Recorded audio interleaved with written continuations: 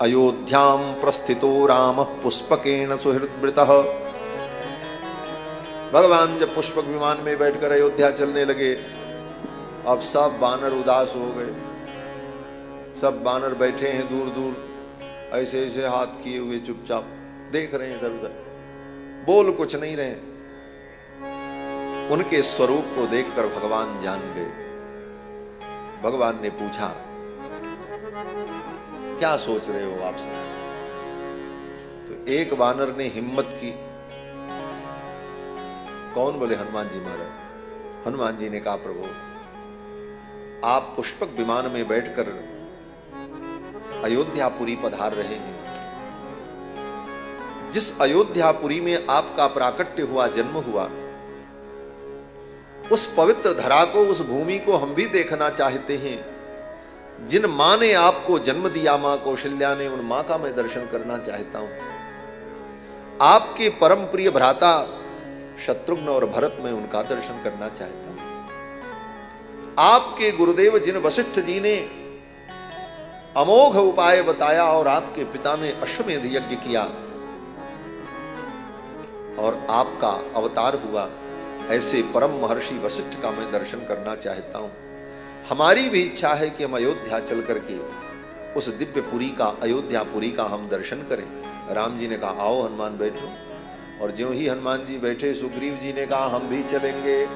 अंगद ने कहा, हम भी चलेंगे। जैसे एक बच्चे को कोई बाजार घुमाने ले जाए, दूसरा कहे, हाँ हम भी चलेंगे, हम नहीं मानेंगे, हम भी चलेंगे, और मना करो तो रोने लग जाए। ऐसी स्थिति हुई। सभी बानरों ने कहा, हम भी चलेंगे, हम भी चलेंगे। और भगवान तो परम भक्त वत्सल, भगवान ने सोचा किसको छोड़ें, किसी को छोड़ना ठीक नहीं। भगवान ने सब बानरों से कहा, सब चलो। सब बानर पुष्पक विमान में बैठ गए महाराज। अब सब बानरों को लेकर, और बानरे नहीं थे महाराज, राक्षस भी उसमें बैठे थे। विभीषण जी थे, विभीषण जी के जो परिकर थे वो भी थे। सब को लेकर भगवान अयोध्या के लिए चल पड़े। अयोध्यां प्रस्थितो राम पुष्पकेन सुहृद्वृतः।